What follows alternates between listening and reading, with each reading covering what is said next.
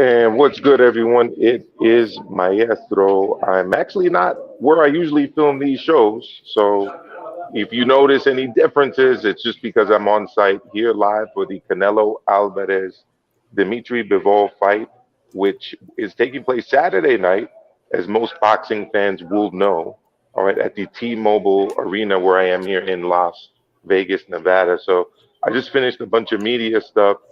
I'm still in the media room here at the MGM Grand, so that's where I am. But we're gonna have a great roundtable episode as we always do. We should be joined by a couple more guests as the night develops. All right, but let's start off with my man off the canvas boxing. He's joining us live from the UK. Of course, we've got D-Style Boxing, El Capitan of HCP, and none other than Joe HABEEB himself from Ringside Reporter Live. So, guys, let's get into it.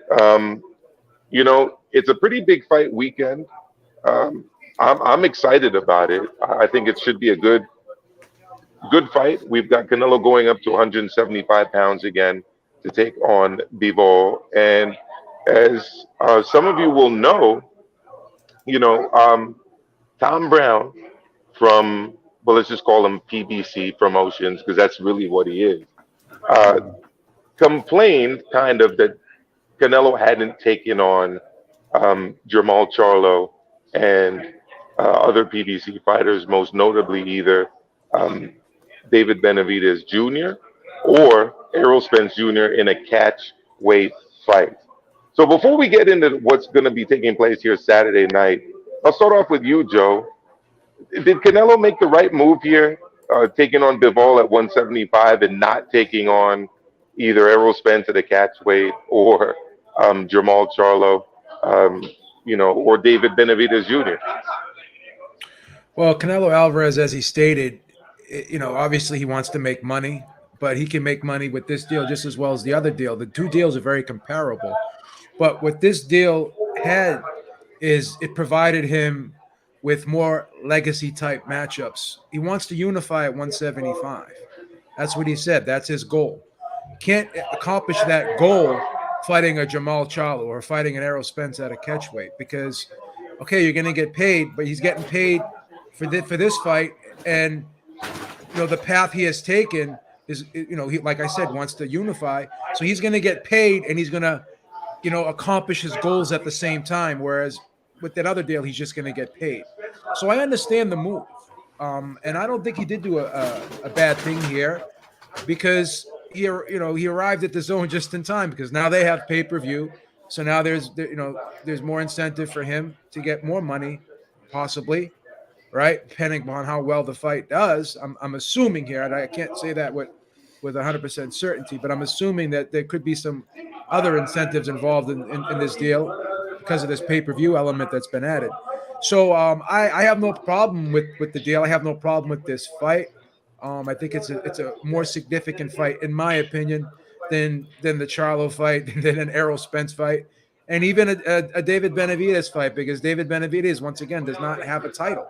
So, he beats Bivol, and then he fights that Golovkin fight, which I'm not crazy about, but it's okay. It's not any worse than a Charlo or Benavidez fight in terms of stature, because Triple G did give him two tough fights. So the argument can be made that it's a tough style matchup for him.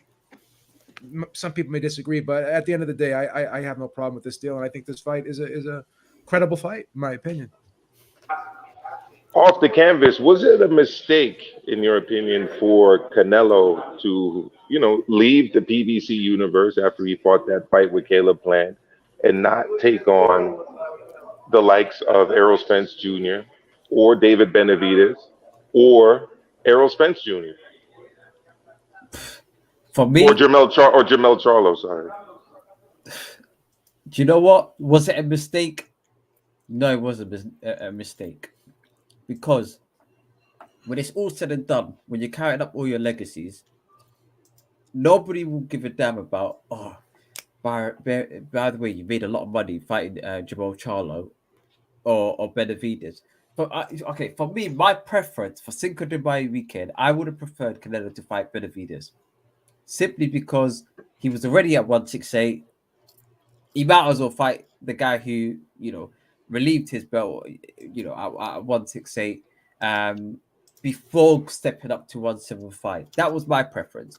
He just skipped the step and just jumped up to 175. I'm not really mad at it. He can fight Bivol, and then he can fight Triple G, and then if he shortly afterwards he can unify the division and become undisputed at 175, because Joe Smith Jr.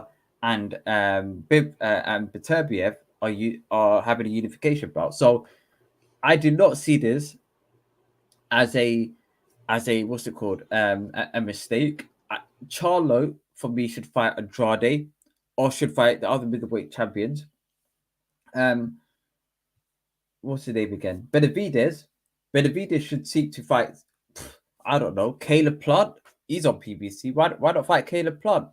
Or somebody like a Billy Joe Saunders. But Billy Joe Saunders, I don't know what he's doing nowadays. But these sort of opponents that Canelo beat up, why not fight these sorts of guys? I think there's a lot of people sitting there like with their arms wide open, waiting for that Canelo payday. And that list goes from Benavidez, Charlo, Zach Parker in the UK is waiting for a Canelo payday. Maccabi's waiting for a Canelo payday. Bivol, Beterbiev, somebody even the light heavyweights, they're looking at Canelo Alvarez as the golden goose. So for me, if you deserve to fight, like, you have to deserve to fight Canelo for Canelo to fight you. It's not you just have a bit of Instagram followers, you've got a bit of a cult following, bish bash bosh, now we're fighting him. So it wasn't a mistake in my opinion. D-Style, are you happy to see him take on Bivol, or would you have preferred to see him take on other fighters from the PVC? Me personally, I have no issue with this fight.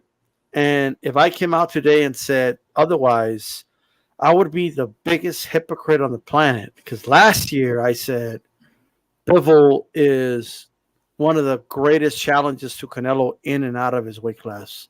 So, and a lot of people felt that way, but the energy just changed all of a sudden when he did sign to fight Bivol, right?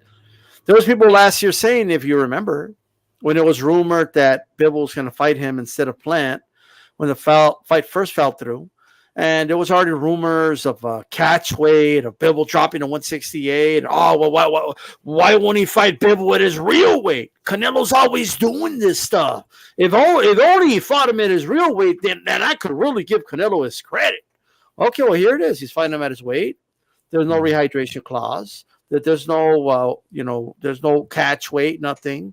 It's a straight up 175-pound light heavyweight championship fight. That's what this is.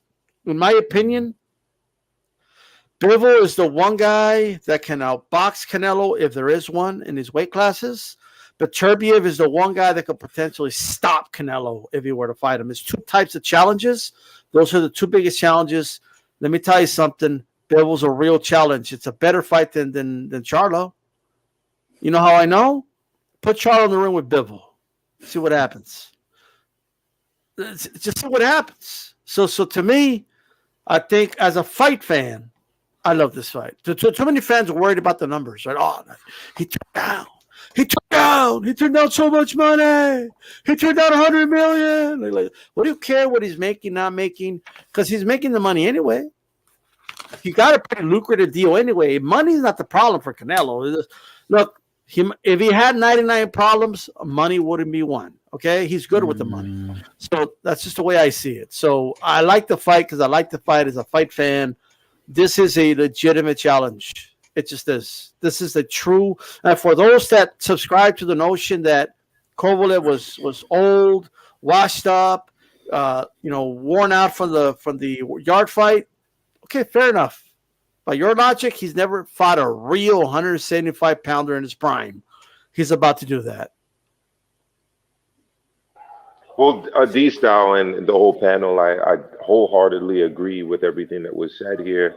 I think Eddie Hearn did a good job of laying the case why those fights are pretty irrelevant for Canelo. Canelo is trying to chase people and take their belts. he gains nothing from defending his championship at 168 against Errol Spence Jr. in a catchweight fight. That would be an optional defense fight, and it does really little for his legacy because guess what? If he beats him, what are people going to say? Well, you know, he beat up on a shorter guy, he beat up on a smaller guy. Same thing with Charlo. You know, even if Charlo moves all the way up to 168, what exactly is Charlo bringing to the table that Canelo does not already have or didn't have in the past? And David Benavidez Jr., David Benavidez, his brother is the junior. With all due respect, I like him a lot. I think he's a fantastic fighter, but he doesn't currently hold a championship belt. Canelo holds all the belts at 168. So if he's going to be moving on to take on new and bigger challenges, he's got to go further up north. And the stop that he's going to be making is at 175. So, you know, the other question I was going to get into right now, off the top, I'm going to start it off with you. Is this a competitive fight in your eyes? Canelo, Bivol at 175. First part of the question. Second part of the question is, did the Kovalev fight at 175, where he won his first world championship at 175, do anything in terms of preparing him for this fight? In two parts, or the second part with regards to does the Kovalev prepare him for this fight? Yes, it does. But not a hell of a lot though, because that was so long ago. If that was like his last previous fight, potentially, but that was so long ago that I think the effect of that fight and the benefits that he could have got from that fight being immediately before this one would have been a vaguely different. But is this a competitive fight? Yeah, do you know what? At face value, it should be a competitive fight. But then again, Bivol could walk into the ring. Canelo Alvarez could do, you know, the Cinco de Mayo carnival, you know, ring walk. Bivol may, you know, crap his pants, get in the ring, feel completely nervous, and get, you know, knocked out within 5 rounds. So it's supposed to be a competitive fight, and I think if Bivol is on his A game, I think that it will be a competitive fight. You've got two opposite styles. You've got the Canelo, who's 5'8", Bivol's about 6 foot.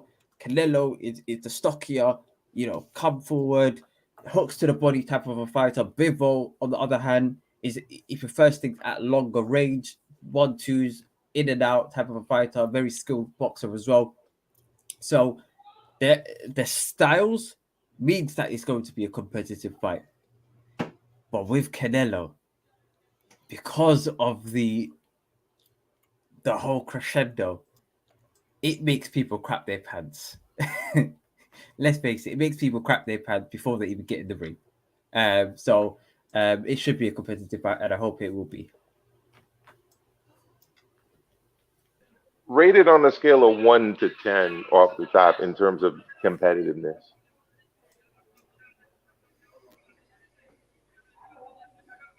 I always say off the top, off the canvas. Yeah, no problem. Yeah. I would say if a 10. I thought you meant like off the top of his head, but yeah. Yeah, off the top. That's what I usually do when I'm talking to my brother Ibrahim. But yeah, off the canvas, right off the top of your head, scale of 0 to 10 competitiveness.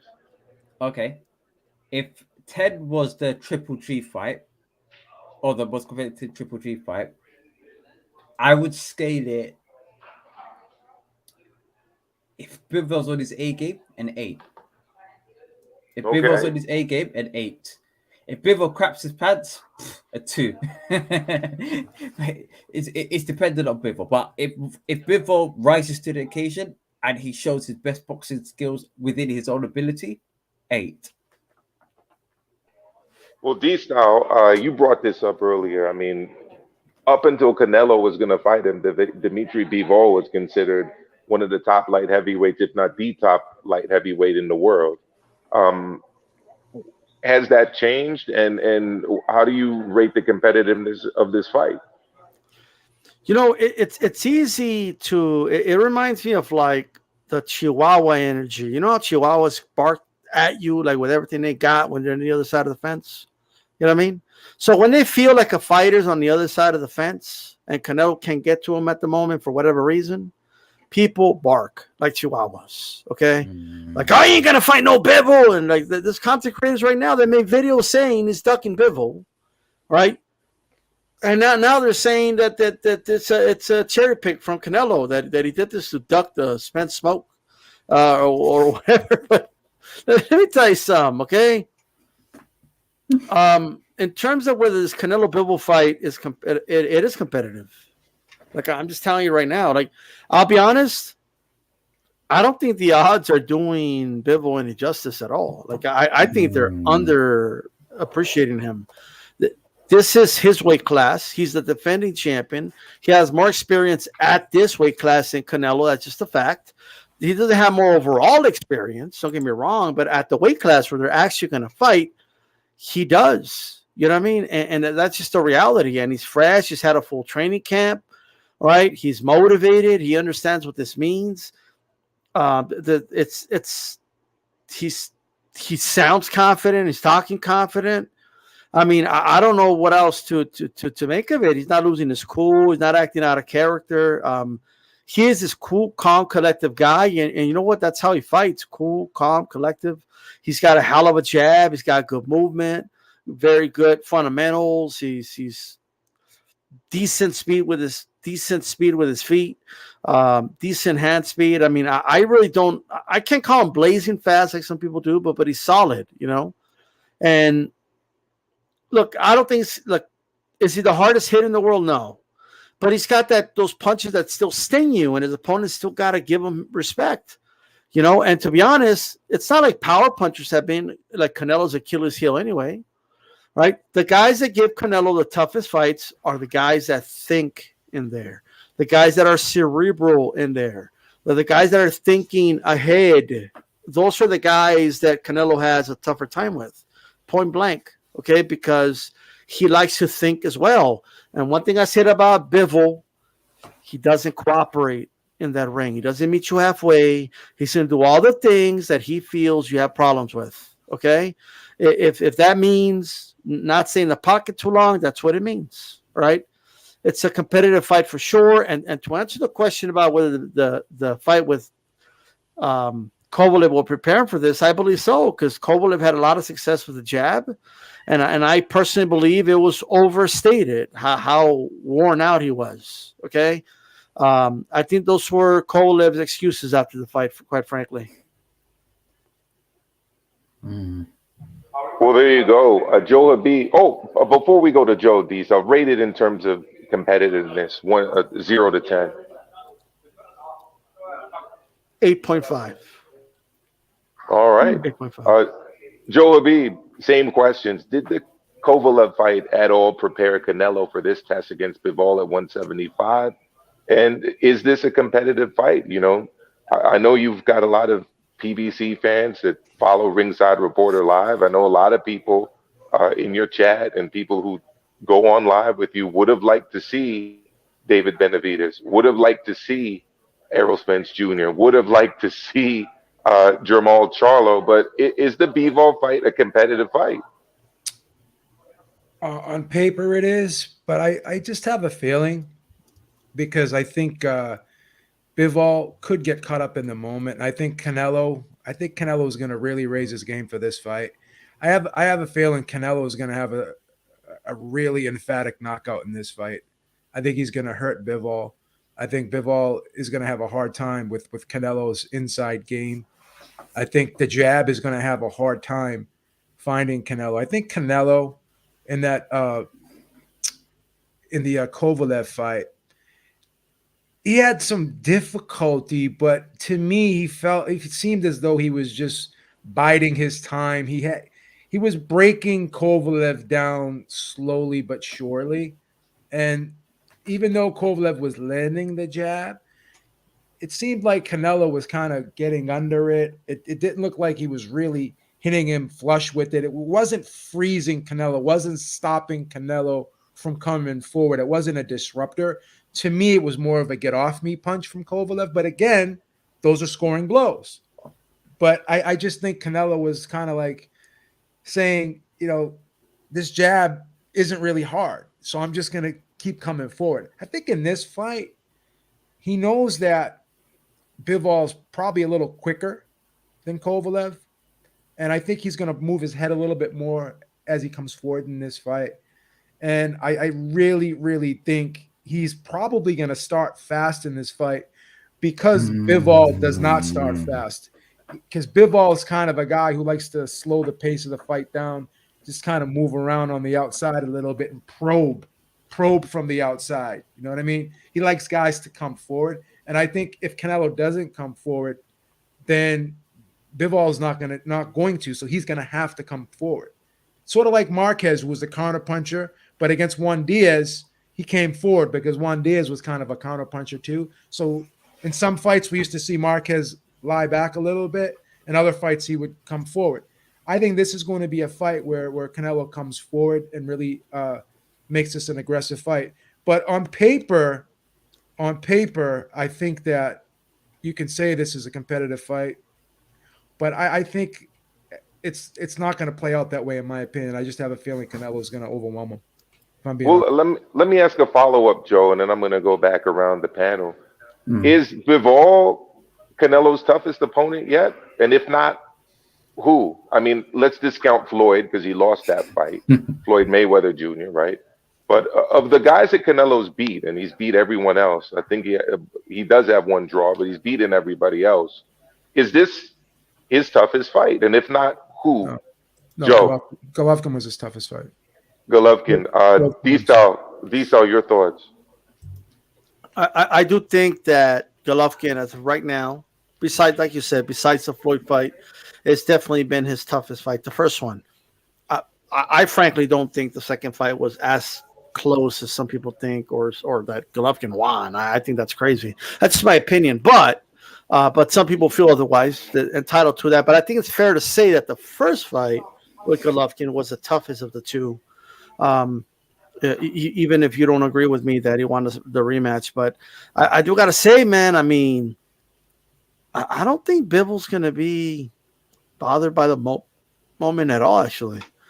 I just don't. I think Bivol's going to be tunnel vision in that ring. He looks cool, calm, and collective, man. That guy's a smooth operator. I think you might be surprised, Beef, how calm he is in that storm. Looks a little nervous to me. Looks like a little timid. I don't know. I don't know. Why? Because he's not barking and hollering like Caleb Plant was, or what? I just don't. I'm just saying, I have a good way of reading people. I have Beeb vision. Be careful with you don't have silent Beeb ones, vision, bro. You don't have those silent ones are the dangerous ones. You know what I mean? I'm just saying. Yeah. I'd rather pass by a dog barking at me than a dog staring at me. The squeaky wheel gets the grease. The squeaky wheel gets the grease, Daddy. You got to stand up for yourself. All I know is that if Canelo decides to fight out of character, which it would be if he started fast, it might be issues for him. I want to make a confession here. I never told anyone this. I want to reveal this to the public. D-Styles, your hero. No. You know, Professor X has the ability to read minds. Oh, come on. I'm really a mutant. I have psionic powers. I'm sorry. Does Bivol look nervous? So, look, I'll be honest. I saw him at the press conference. He didn't look nervous to me from where I was sitting. And he spoke about his background being a two-time world champion in the amateurs by the time he was 16. He said he's been fighting since the age of 5. He says that if you don't think you can win, then why are you taking the fight? Like, I don't do things if I don't think I'm going to win. That's my mentality.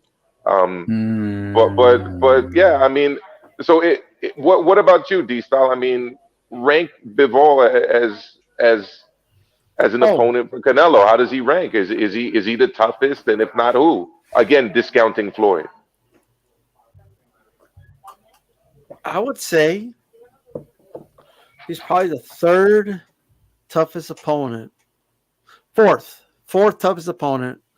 So I'll rate him like it's Floyd, Golovkin, Lara, now Bivol. Like I think that's where I would rank him personally.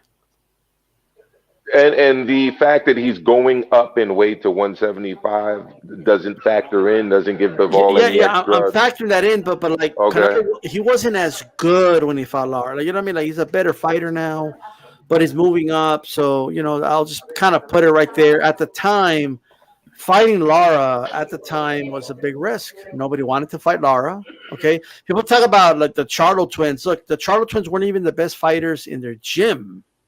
Lara was. He was beating up the Charlos in sparring. Okay, during that time when Canelo fought. Okay, so like I'm just saying.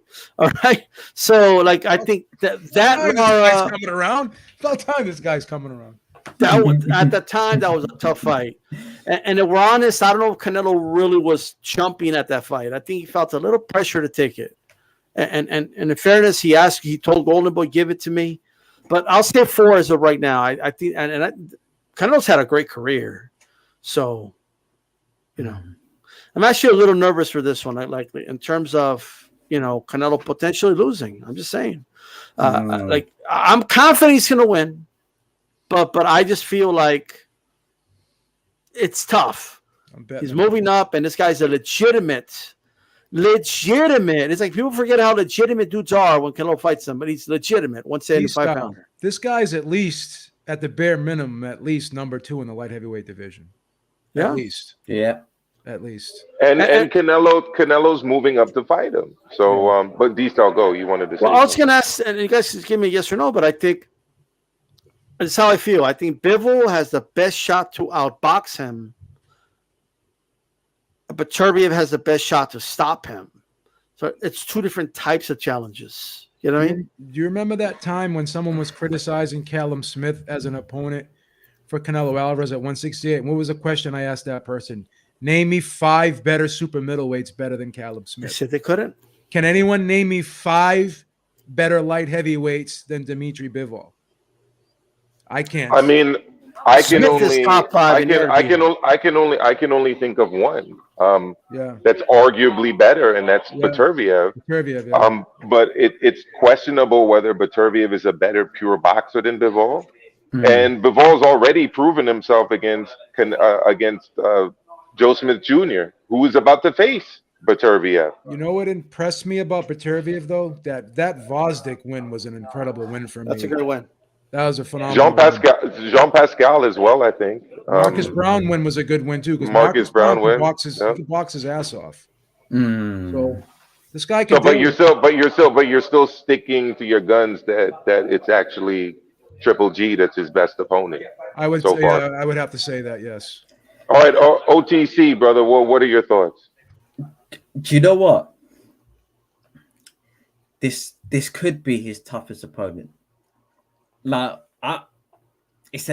Triple G is based on how the fight went, but if this fight goes in a certain way, it could be Bivol, and let me explain why. Canelo in his last fight against Caleb Plant, even though Caleb Plant was throwing a lot more punches, we all thought that Canelo Alvarez was in control. He'll eventually get the stoppage, etc. He didn't throw a lot of punches in that fight, and he eventually got the stoppage, but it was a very late stoppage. Okay, at that period of time, I had it close. I think I had Caleb Plant just about winning that fight before the stoppage, but I think a lot of people was very similar. You know, prior to that stoppage, had Caleb Plant slightly winning it on points. This is a light heavyweight fight. Canelo would probably be, I'm just guessing, slightly a little bit slower than he was at 168 pounds. Bivol would be much quicker than him in the ring, you know, at 175. And I think based on those factors, Canelo will throw probably less punches than he would do at 168 and 160. And therefore, Bivol could just easily just jab, move, jab, move, jab, move. And Canelo, based on the weight that he's carrying, may be a bit slower to close the distance, you know, get around him, try to really contain him before trying to knock him out, if that makes sense. And therefore, based on that logic, it could be his toughest fight. I'm still going to have Triple G ahead of him because I think Triple G arguably won on points, but I think I won't be surprised if there's going to be a stoppage, not a stoppage, sorry, points win to Bivol through just sheer activity, jab and run, and Canelo trying to walk him down, but just being a bit slow on his feet. It could be his toughest opponent, so I'm going to have him at number 2 behind Triple G. Number 2. Yeah, I have to agree. I had to make a small change. I had a bunch of people making noise behind me, and it is what it is. So I have to agree with everyone. I think that Bivol is definitely has to be rated as one of Canelo's toughest opponents. I would actually say, if not the toughest, mostly because you're talking about a guy who started as a welterweight, right? Who has now gone up in weight to 175. Like, you got to give him credit for that, as far as I'm concerned.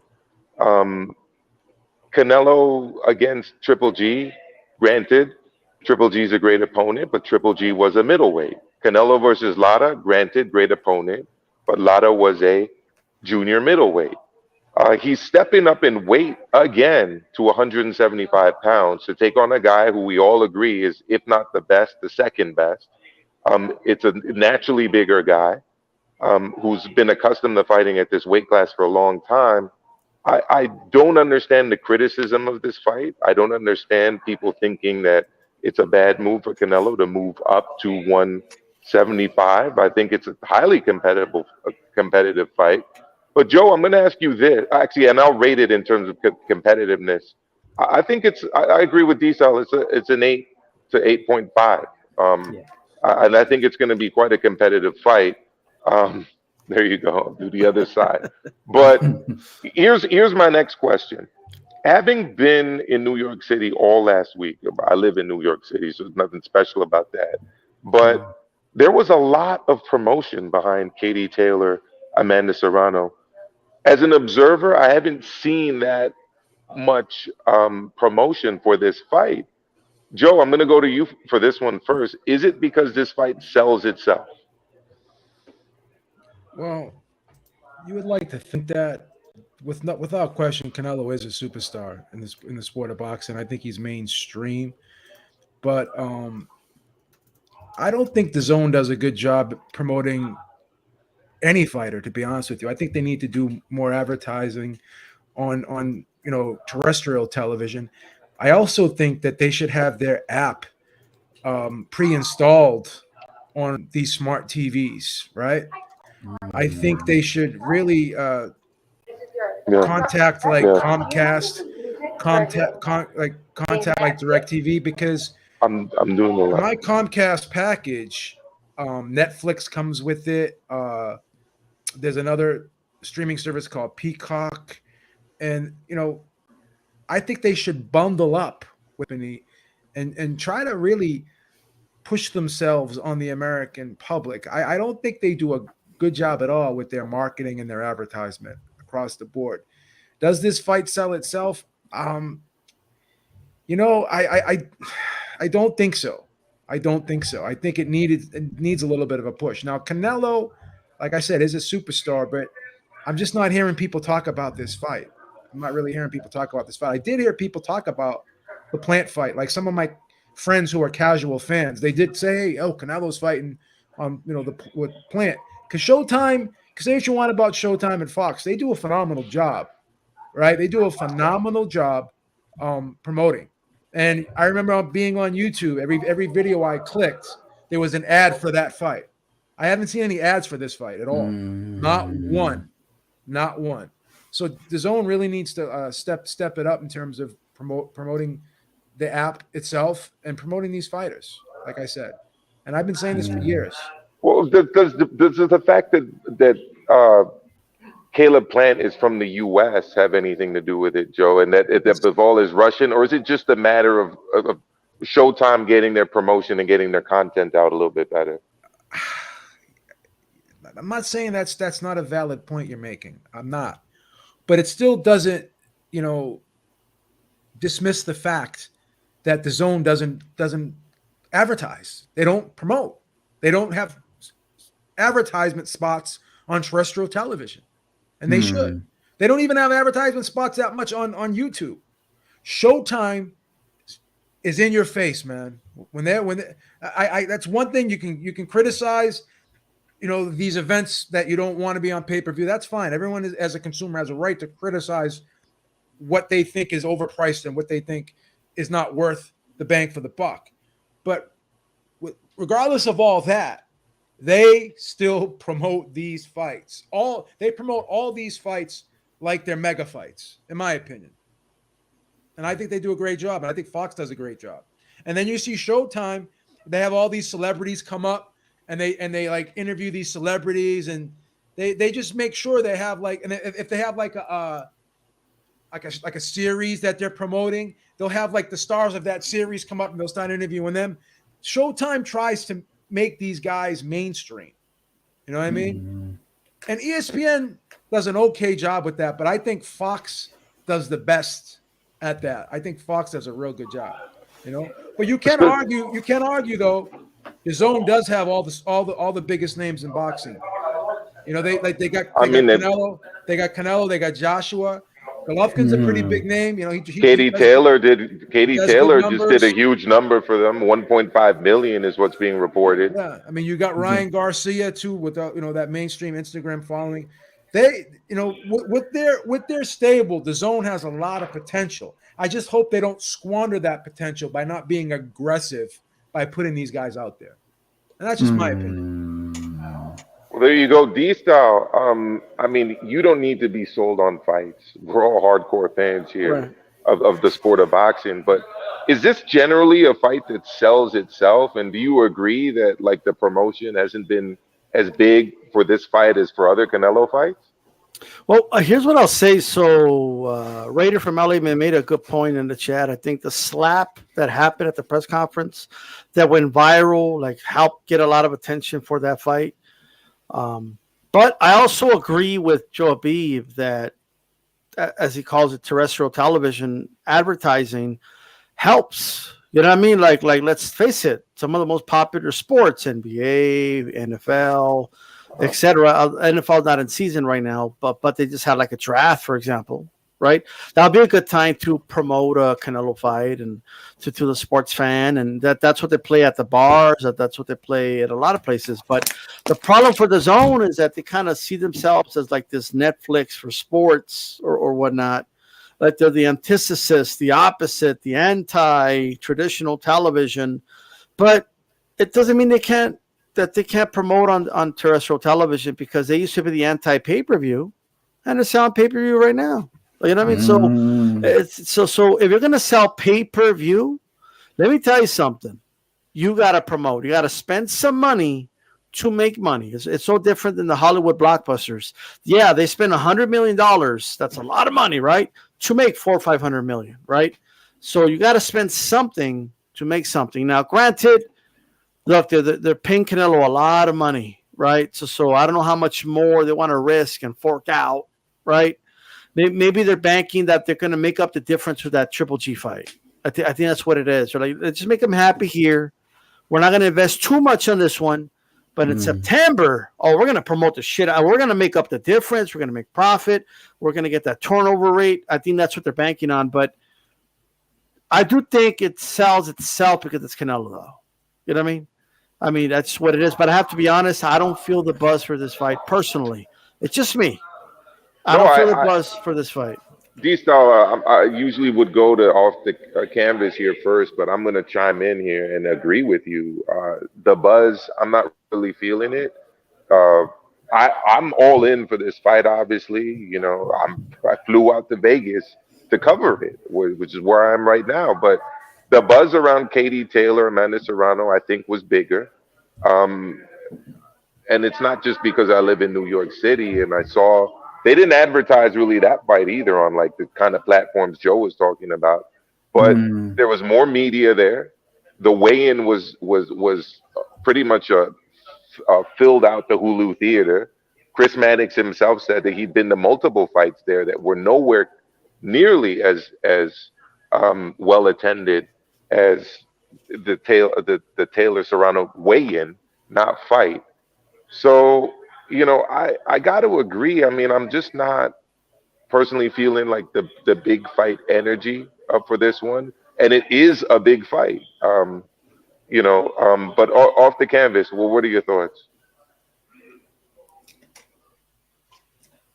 I've got a thought that came into my brain whilst you guys are talking.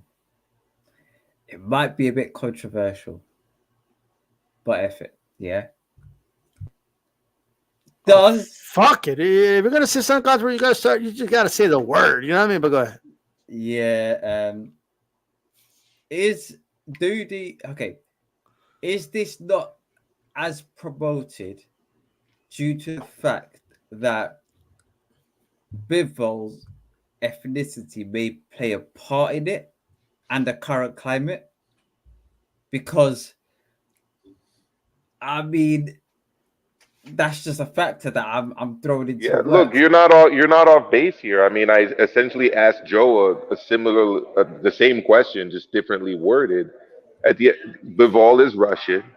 We all know that what's going on with the media, and there's a lot of anti-Russian sentiment in the West, not in other parts of the world, but specifically in the United States, especially, and Britain, where you are.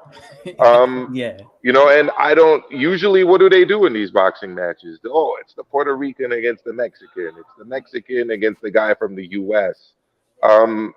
They've almost not made Bivol's nationality non-existent as part of this promotion, which is quite rare in boxing. I mean, with Amanda Serrano, Katie Taylor last week at the Garden, it was nonstop Irish and Puerto Rican. Irish fans, Puerto Rican fans. You're not getting any of that in this promotion. Personally, I don't like ethnic and national-based promotion myself. I like the focus to be on the fighters. But that is something that the boxing public, especially here in the United States, has become accustomed to, right? This kind of ethnic-based, nationality-based, patriotic style promotion. I know I interrupted you there, so please continue. I just wanted to double down on what you said. Yeah, like for me, in regards to the Katie Taylor versus the Serrano fight, that was heavily promoted. I think in the UK, it's promoted by many platforms.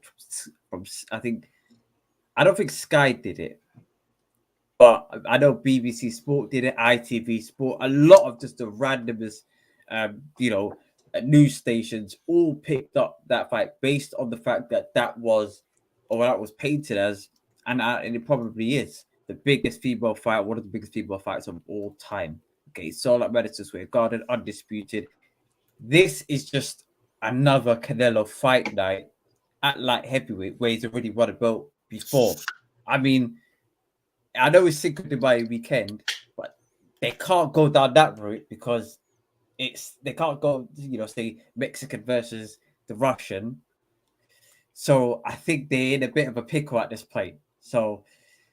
The other thing too is Mexico has pretty good relations with Russia. There's no animosity there. There's no history of a war with Russia like there is with Mexico and the United States. I mean, every Mexican knows that, more than half of Mexican territory was stolen by the United States. Everything from Texas to, Nevada, California. So I think that also plays into effect when you're getting the U.S. versus Mexican style promotion. I'm just not seeing that here. I will say though, go for it, D-Star. Look, obviously, there's no way for me to know this, but I mean, Bivol might have been told, like, look, you can't be looking like an assassin during you can't be saying that I'm going to destroy this dude. You can't talk aggressively like that. You got to just be a sportsman. Say you're going to go out there, try your best, so he can't. He really isn't in a position, fair or not, to talk in a very menacing way because of the stereotypes that are put unfairly on Russian people right now, right? That have nothing to do with the war, right? So that is possible, and that could explain why Beef thinks, he looks like tame or whatever. You know what I mean? I didn't want to say it, but that's part of it. I don't want to say it. The producer told me not to say it because we didn't want to get in trouble. Because he No, I can't go mean- out there and I be mean, like, look, he can't be this- like, yo, I'm a Russian soldier. I'm gonna go out and give Canelo the best fight he's ever seen. He can't say something like that. Guys, But- this but is here's- HCP. This is HCP. This is the Roundtable. This is the home of real talk. So but- spit that real talk, Joe. But here's Spit that real talk. But here's the thing. Sometimes we look at these guys and we think they're robots. We think they don't have feelings. We think that nothing bothers them. But I do believe that all what's going on right now is probably bothering him. Probably bothering him. When I used my Professor X powers, I saw a little bit in there. Are you saying it's gonna affect like his killer instinct in the ring, or like is that what you're Well, saying? He never really was. It didn't seem to be like that type of fighter, anyways. But I think this is going to affect him a little bit. Sure. We already bet the stoppage proposition here at Beeb Industries. It's already in. It's in the books. Look. So he can't act like Ivan Drago. Like he can't play that role right now because of everything going on. I'm not saying he would. I'm not saying he would, but I'm just saying. You know what I mean? Yeah, I don't think that's his makeup, anyways. But I see where you're coming from. But yeah, he looks a little out. He looks a little bit out of it to me. He really does. I'm being honest. There's a lot of things that's played a part in the lack of promotion or the lack of hype. It's the fact that he's not a good English speaker. The fact that they don't want to, highlight his nationality and highlight his background, because how much documentaries can you do on Bivol's background? You can't really do too much before it starts getting a bit sticky. So I think and also they can't just focus on just solely Canelo, because the people, it would just be a little bit weird. Who's he fighting then? Is he fighting himself or something? So I think that the promotion for this event and the marketing is probably a difficult task, in the current climate that we're in, to try and capture the best part of both fighters. Because even if they did for what's his name, Dimitri Bivol, I think he probably, in some of these fights, he probably had the Russian flag in and around the vicinity. There's only so much you could do, to be fair, in terms of promotion and marketing. How do you think? If I could just throw this out there, I mean, do you think they're gonna do the national anthem for the Russians? I was just about to say, how do you think he's going to feel when they play the Mexican national anthem? Probably, possibly, and they play the United States national anthem, but they're not going to play the Russian. How's he going to feel? It's kind of messed up. How's he going to feel? Well, it's a good question, and the other thing too is it's something that I have experienced watching boxing. When it comes to Cuban fighters, they never play the Cuban national anthem. So there is precedence for kind of ignoring, the background or nationality of someone who's from a country where there is like an ongoing situation with the U.S. government and U.S. Foreign policy. So I think there's definitely precedent for that. Off the canvas, this may not apply to you as much, this next question, right? But I do want your opinion on it, because I think you're sitting in a part of the world that's benefiting from the U.S. subsidization of boxing through pay-per-views. Correct me if I'm wrong, but this fight isn't taking place on pay-per-view in the UK, right? Okay, well, it's also not taking place on pay-per-view in Mexico, but here in the United States, it's not only enough to have a DAZN. Yeah, no, I've tried, it doesn't work.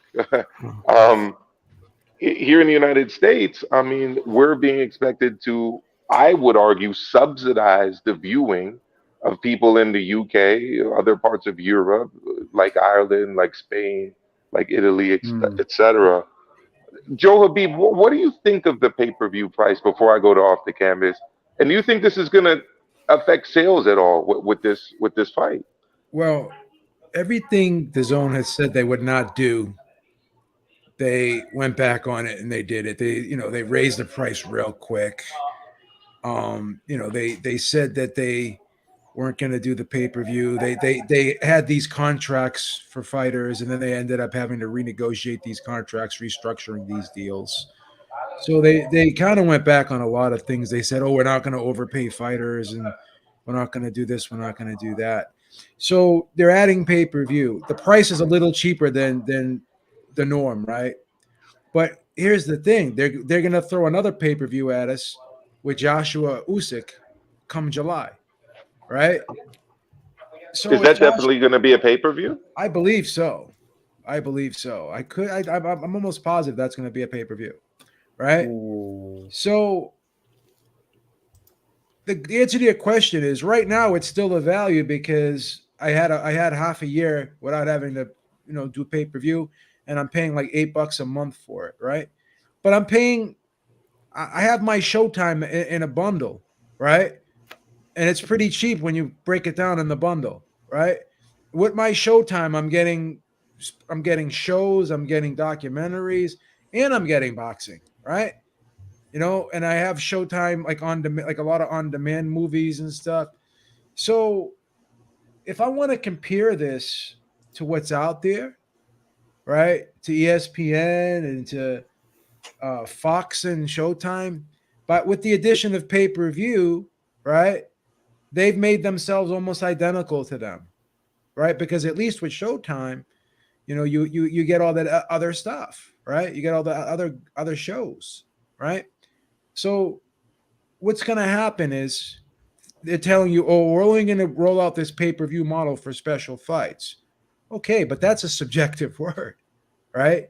With all due respect, I mean, this is pay-per-view because it's Canelo.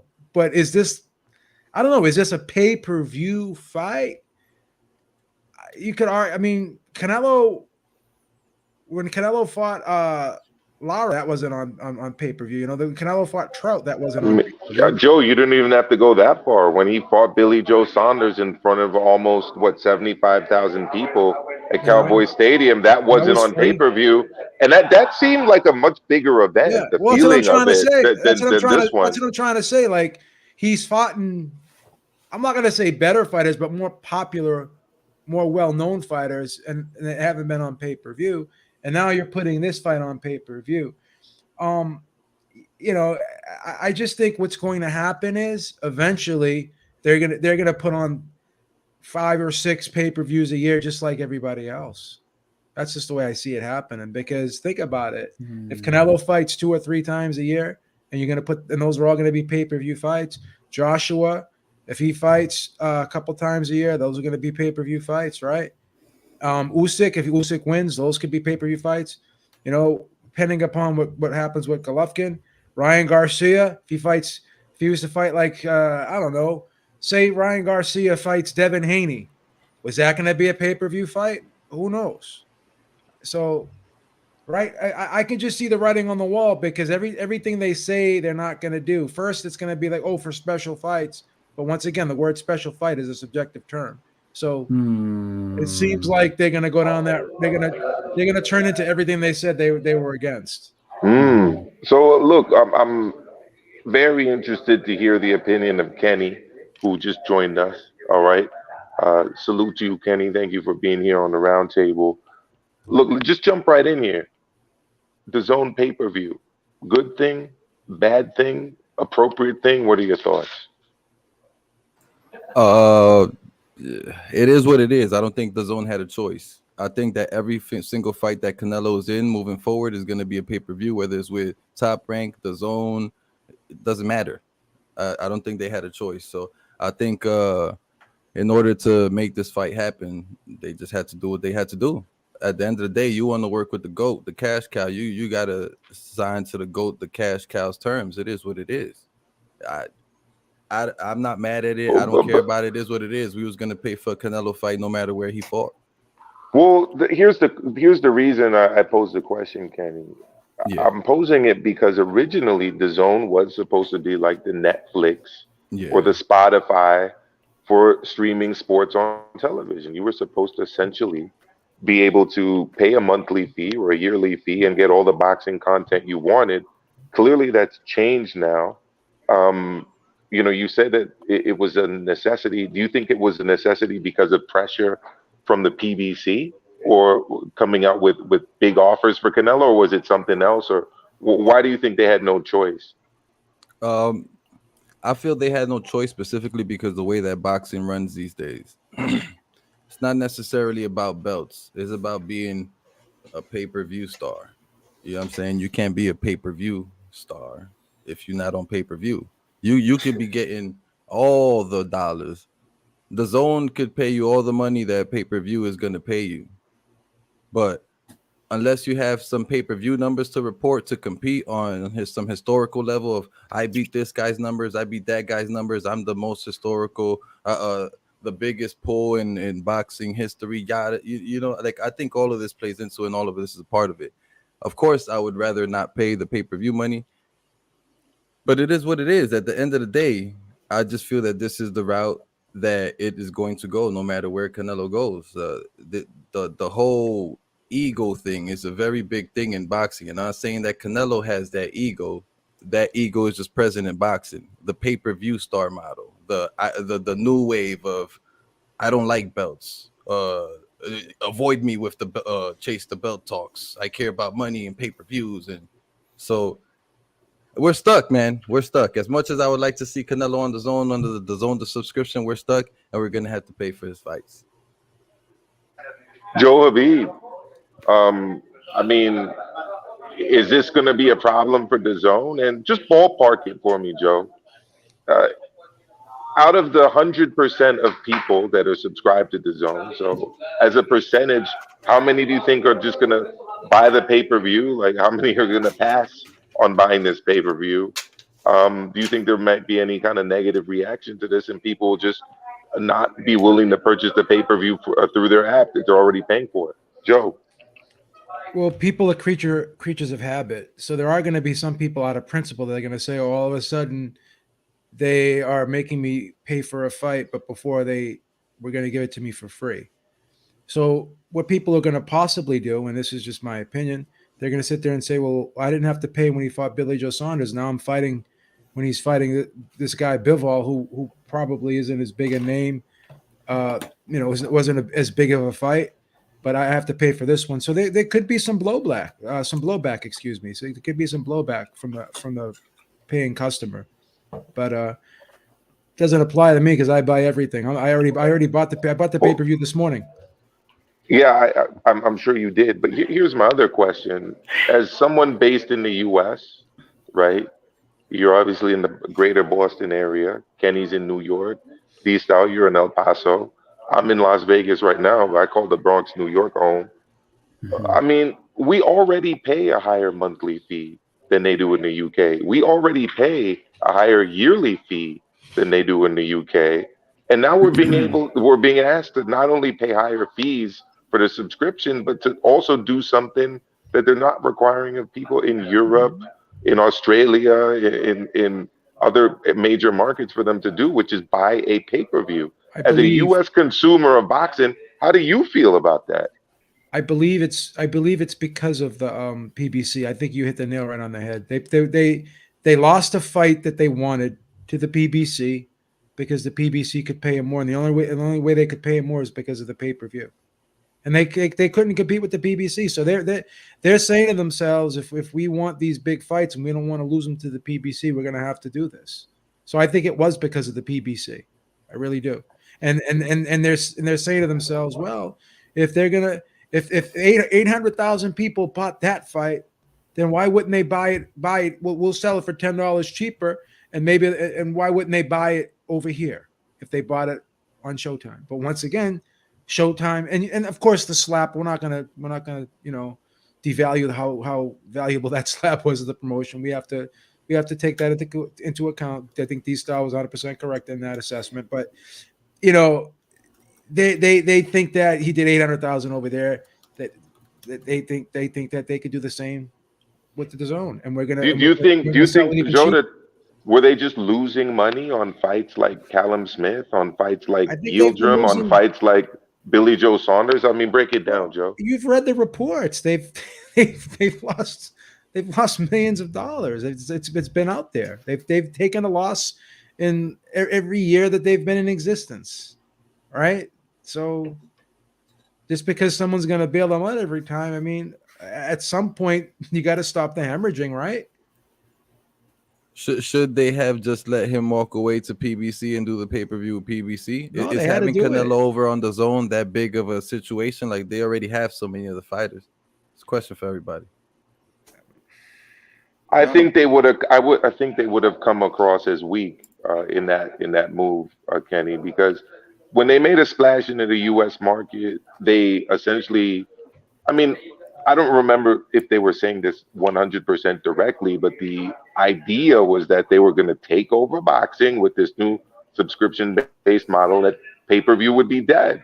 I mean, Joe Diesel, feel free to correct me, but that was my reading of it a couple years back. Well, I if they and then to sign Canelo and then to lose him and then have to re-sign him again and then to lose him because you're being outbid by a competitor. I don't think that's a good look for DAZN. So I think they definitely wanted to But- retain the services of Canelo Joe. but also too, I think that with Joshua losing to Usyk, I think that put a scare in them too, because they're like, this may not be our bread and butter anymore. We gotta go to someone else. Why not? We gotta go back to Canelo now. You know, Canelo's a better investment, in my opinion, than Joshua because I think he's a better fighter. Yeah, I'm gonna go to OTC. OTC. I mean, are you as lucky as I'm portraying you to be, being in the UK, having that lower monthly fee, that lower yearly fee, and not being asked to put on pay-per-views? Because the thing is, as much as the PVC is putting pressure on the zone in the UK and on Matchroom, isn't Ben Shalom and Boxer and BT Sport and Queensberry putting some pressure on the zone in the UK market? But they're able to continuously offer their services as a subscription-based model only. But please let me know your thought. Yeah, so how it works, Sky Sports, BT Sports are the two biggest kind of broadcasters, along with the BBC, etc. And they show the football in the UK. That's the number one sport. Now, for them to include boxing, it's like there's a big pot to just slapping boxing as well. The thing is, when it comes to pay-per-view in the UK, if they put it at $80, or okay, let's just say it's £80, I'm going to be honest with you, nobody's going to buy the pay-per-view. They'll look at it and they would say, not interested, see you later. Yeah. The thing is, right, the reason why the thing is with DAZN, I think they had a good intention when they came into the sport. They wanted to make it the Netflix of boxing. You know, everybody jumps on the subscription, and I think they had targets to hit. I don't think they actually hit their targets, which basically meant that they had to get money elsewhere. If they had 10 times the amount of subscribers, which they currently do, then in my opinion, Canelo wouldn't be on pay-per-view because there would be enough money in the pot to pay Canelo if you wanted to compare it to his other competitors, if that were to be a pay-per-view. But if you can't pay Canelo, you know, a set amount, let's just say he's £40 million, and the PBC are going to offer that same £40 million, there's only one option. That is pay-per-view. So in my opinion, I think they came with good intentions, but I don't think they hit their targets for whatever reason. I think you can say the lockdown played somewhat of a part, because once they launched and Eddie Hearn took over, the whole pandemic just came into play, which kind of messed a lot of things up. Okay, however, we would not in the UK accept £80 pay-per-view, and in my opinion, I think the only reason why they're giving the pay-per-view is because the American audience are going to buy the pay-per-view. If nobody in the American audience was going to buy the pay-per-view, then they wouldn't be, selling that pay-per-view. It's a bit like you open a restaurant. If nobody's going to buy the food, you ain't going to open up the restaurant. Or if you open up the restaurant, the food is nice, but it's way too expensive for the type of restaurant that you are, then no one's going to buy from that restaurant. It's all supply and demand. And I think that if the US fans unilaterally took a unified start saying no more pay-per-view, I'm going to be honest, there wouldn't be probably no pay-per-view. That's just from where I'm sitting. but I could be mistaken. Well, I mean, it's a fair take. D-Star, what are your thoughts on DAZN entering into the pay-per-view market, but only in the U.S.? Well, I just want to go over a couple of things here. Check this out. First of all, they did come in hot, right? They were trying to treat us battered boxing fans like this new boyfriend or girlfriend. Baby, I ain't like them. I'm different. You know what I mean? I'm going to treat you better. You know, I'm not going to take you back to those pay-per-view days. Remember PBC was like, oh, free boxing for everybody. And then DAZN did the same thing. Everybody got all hard and shit, all happy. Like, yeah, that's what it's all about right here. And then what happened? You started to have to fork out some money or start rolling your fucking boat, one or the other. You know what I mean? I don't even know why they try that hard because they know we're going to roll our fucking boat anyway. Gently down the, you know what I mean? So it is what it is. But let me tell you this: DAZN. Here's the deal, guys. First of all, they fucked up by restructuring Canelo. They had a sweet deal, like too sweet, like way too sweet deal with Canelo. $35 million a pop. $35 million. You have this dude locked in for $35 million a pop, but nah, we're not going to pay for the Billy Joe Saunders fight. No, we're not going to pay for the Smith fight. No, we want you to fight Conor McGregor. We want you to fight Masvidal. We want you to fight UFC fighters. You know what? We want you and Kovalev to sit on the fucking sofa and wait for this UFC event to end because nobody's going to watch you fight unless the UFC is over. We can't compete with the UFC. We can't be paying you $35 million. We got to restructure this thing. We just got to. And then they were paying Triple T $20 million because they thought he was going to fight Canelo. That's what happened. And then the fucking pandemic hit. They restructured Canelo's deal. They lost Canelo because now Canelo went to the open market and PBC was making it rain on his ass. Like, yo, we got $50 million for you to fight Plant. Okay, cool. Easy money for me. You know what I mean? It is what it is. So now in order to compete with that, you got to pay him more money than PBC is offering. Okay, obviously. So now he's in a position where you got to pay him almost double what he used to pay, the deal you had with him. I think they paid him like $25 million in some of those fights. I mean, they're paying him way more now because you got cocky. You thought Canelo wasn't worth all that, okay? But then what happened? Holy shit. Canelo's selling out like he's getting 70,000 people in fucking Cowboy Stadium. Holy shit. He beat the fuck out of the UFC head-to-head on pay-per-views, proving your stupid theory wrong. Wrong. He proved it wrong in the fucking flesh. Making boxing look inferior to UFC because of your stupid ass, having UFC fans brag about how Canelo had to wait because the bigger stars, Masvidal and Diaz, had to fight. Fuck you. He proved he could outsell them live and in HD, and that's why you got to pay him more now. So what happened? You were taking money from people during the pandemic. There was no boxing, and you were still charging it $20 a pop. And there was no boxing. The people that paid $100, you didn't say, oh, don't worry. We're going to freeze it for now until we get fights back on. And no. You kept taking that fucking money. So you lost money because of the pandemic. You lost money because you were paying Gennady Golovkin $20 million to fight fucking Rolls. You were paying Haney $2-3 million a pop to fight nobodies and fights literally nobody watched. You paid Garcia $7 million to fight fucking Vargas, just throwing money away, and now you want to return your investment. Who has to pay for it? Us. The American fight fan needs to pay for it. We need to pay for it. We need to fork out the money for it. We gotta fork out. That is bullshit. That's what I'm saying right now. But these style, you get a $20 discount if you already have DAZN. Well, I'm already paying $20 a month for DAZN. What the fuck does that even mean? That doesn't mean anything. I'm still paying the same thing. Jesus Christ. Like, all I'm saying is, I would have, like, really, all I know is this. I understand that they have to do it.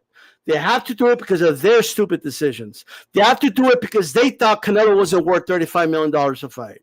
That's why. They thought he was only worth that if he fought UFC fighters. Okay? So that is stupid.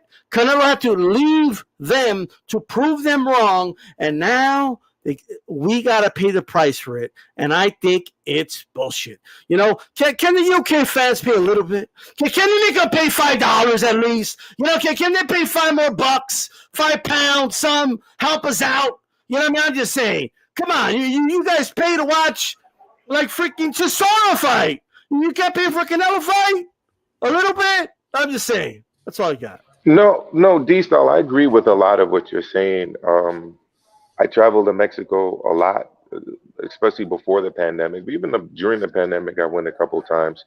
And I always noticed that the fights that we pay for on pay-per-view, they get there on free terrestrial television. I mean, you know, the fact that people in the UK are not having to pay anything to watch In fairness, this fight, we don't pay for the fighter Chisora fights. You know what I'm saying.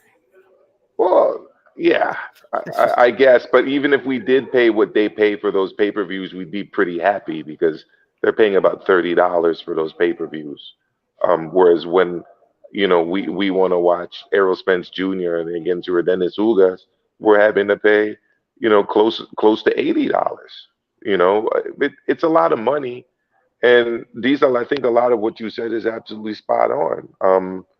You know, Canelo left. Now he's back. Now they've got to pay him when they had a contract before that would have made more financial sense for them that they let you know, expire. I mean, or not expire, but that they terminated. And I think a lot of that honestly had to do with Golden Boy. So I'm not happy about it personally. I hope that this is just a blip in the radar because I don't want to pay 60, 70, whatever extra dollars it is when I'm already paying for DAZN. Joe, I saw you raising your hand there. I wanna ask off the canvas a question. Mhm. If you and the rest of the UK public were asked to pay $10 for this fight, would you guys have done it? You think? No, On- what for? on- No, On this fight. pay-per-view? Hey, Absolutely. You know, this fight, yeah, is at like what? you spend more at the pub. Like, what's going on over here? Nah, it's about 4 a.m. in the morning. I promise you right now, all of the UK fans were going to sleep. we'll see that shit tomorrow morning. We'll wake up tomorrow morning and we'll watch that fight. Would you pay $5 for it? Probably, yeah. Okay. I'd probably, yeah. See, I should work for DAZN, baby. I can hustle up some money. Babe Industries. Yeah. Well, what's interesting to me too, off the canvas, and you can correct me if I'm wrong, but I've heard reports that Sky is actually still in the running for the next AJ fight, which will be on Skybox at I think office. they'll get it too. I think they're gonna get it. Yeah. That is true. That is true. Eddie's full of shit. Eddie's full of shit. He's like, oh well, that's not good for him. He's taking that Sky deal. I'd bet my life on it. But no, but off the canvas, stop rooting against Eddie Hearn, babe. Come on. Explain. Objecting, Your Honor.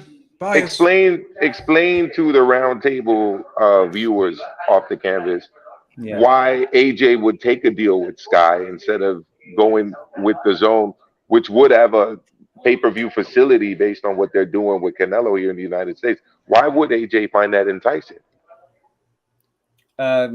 Simply because AJ, it's a proven method. AJ has all of his fights, you know, since he's turned pro, he has had all of his fights on Sky Sports. They have a proven pay-per-view, platform. I think if the DAZN UK decided to pull a pay-per-view for Anthony Joshua, and then he loses, yes, it's gonna look ugly at that point. I think numbers-wise, I don't think that they can even, like, what is the point? What is the point of having £25 pay-per-view on DAZN compared to a £25 pay-per-view on Sky Sports? But Sky Sports has a larger platform in terms of like UK reach. Globally, DAZN do, and I think it probably will be falling on DAZN globally. But in the UK, Sky Sports are the Disney. They're like the almost in every household type of company. So why didn't we adopt the US model? Well, first and foremost, I don't think the UK fans, again, I don't think they would allow it. it's a simple. I don't think the UK fans and the UK market would allow it. And plus, as well, AJ fights are always a lot of the time are shown in like bars and pubs. The zone in the UK, I don't know about the US, they don't have a platform where you can stream in pubs because I think you need a special license, and that's not available for them in the pubs. Whereas the AJ fights, you can do that. Somebody can go to a pub and watch an AJ fight if it's on Sky Sports. And for those reasons, They can't connect the Fire Stick in a pub and just turn on the zone. oh, you could do that. Actually, you can't do that. No, if you get caught, if you get caught, but even in New York, even in the US, if you get caught playing like pay-per-view fights at a bar, oh, it's big time. It's a five-figure fine, but to me that was always a benefit of the zone too, because they don't have those pay-per-view. See, I'll run it back a little bit. One of the problems that boxing pay-per-views have had versus the UFC is they came with a tremendous license fee. So if you were a bar or a restaurant and you wanted to show a boxing pay-per-view, you literally have to pay like thousands of dollars to do it. Can I just say where something the about UFC? Well, yeah, and I'm almost done, these. And whereas the UFC didn't do that, and they allowed bars and restaurants to show their stuff, I thought that the zone was like that, like they didn't charge them to do it. But Diesel, go ahead. No, I was going to say this really quick. The reason, like, here's the problem with boxing pay-per-views in bars, right? Bars would love to put on boxing fights at the bars, okay? It's too fucking expensive. They're not in the business to lose money. You know what I mean? Like, that's not that's not what they're in the business of, right? And the reason it's like that is, ladies and gentlemen, it's Don King's fault, okay? It was never this expensive to put on boxing fights at bars, all right? Until Don King realized, you know what? These motherfuckers are making a lot of business and money playing my fights at the bars. So I'm gonna fucking charge a lot of fees, a lot of money per head. And that's what Don King did. Which is fine when you were playing like Tyson in his prime, okay? Right? That's cool. When you're playing us, when you were playing Chavez fights and put it on closed circuit and he could sell that way, okay, cool. However, people don't fork out money like that, okay? Now, I mean, we're not as, like the UK fans that don't even want to fork out $5 more, but what I will say is this, though. That is so outdated. Like, I think promoters need to humble themselves. Just sell the fucking fight. Okay, sell it to them at a cheap rate. Why? Because they're going to play it at the bars and more people are going to watch it and it's going to create more fans. That's why. It's going to be better in the long run. Stop charging the theaters so much for it. Stop charging the bars so much for it. It's better to get a bunch of sales at a low rate and maybe you break even than making no fucking money because ain't nobody buying it. Okay? That's just the truth. And me personally, if it's not Mayweather Pacquiao, there's no reason you should be charging that type of money, in my opinion. Anybody else want to chime in on that? I completely agree with the whole thing with bars, charging bars so much money. I actually tried to do a bar event with boxing before, and the bar owner told me that specifically. No, the amount of money that we have to pay to show a boxing match at our bar is outrageous. But on the other hand, I do have a thought. There's definitely ways to lower the price of boxing to make boxing more affordable for people, and it comes with as someone stated earlier, boxing promoters losing their ego. This when it comes to business has nothing to do with feelings, emotions, ego, none of that. Business is about getting the best deal that makes the most dollars and it makes the most sense. If Eddie Hearn paid Canelo all this money over an ego move, not to let PBC have him, that's the dumbest business move I've ever heard of such a successful businessman making. See you later, Canelo. I'll see you later. Go over to PBC and let them overpay you. I'm going to continue doing what I'm doing because what I'm doing is making me dollars, and dollars make sense. If it's not dollars, if we're not talking about making money, then what are we talking about as a business? Yeah. Fucking ego. Forget all the reason- feelings about. And look, I need to do better than PBC. Really quick before I forget, I'm sorry, Joe, just real quick. There's someone in the chat that they could say it if they want, but they told me a story that they actually went to see a fight at Eddie Murphy's house. Okay. Now, Eddie Murphy's house is not these styles house. It's a big fucking house. Okay. All right. Where you had hundreds of people there. I'm pretty sure Eddie Murphy only paid $79.99 for that pay-per-view. Okay. 1000% sure. So if like, why is he allowed it? And there's nothing wrong with that. He paid for it. He couldn't invite all the people he wants. That's all. That's good. But why can't the bar just pay the same and have people go over? I'm just saying, come on. Like we I know what Don King did was smart at that time, but it's an outdated mentality. I'm sorry, babe. I'm sorry. Or they could charge, or they could charge by capacity. Sorry, babe. They could charge by capacity. Whatever capacity the bar can intake, charge them by that. Don't charge a flat fee for whatever bar, because look, there's bars that fit 50 people, that 20 people, and there's bars that fit hundreds of them. Charge them accordingly. Sorry, babe. My fault. So the reason why Eddie doesn't care about that, Kenny, is because DAZN gave him a friggin' unlimited checkbook. You know what I mean? The amount of money DAZN gave Eddie Hearn to pay these fighters was ridiculous. But that's why they're Well, this is a good segue into another topic that I wanted to discuss. Dana White, and excuse the noise, I can't even say anything. It's Don Marco Antonio Barrera. We're live in an HD from Vegas. It's all good. I know. And Marco Antonio Barrera is doing live coverage right beside me. You know what's Barrera? Tell him to shut up. It was Morales. He'll be good with it. But tell him shut up. I can't do that, these now. I can't do that. But tell him I saw 3 fights. Tell him these stuff told him.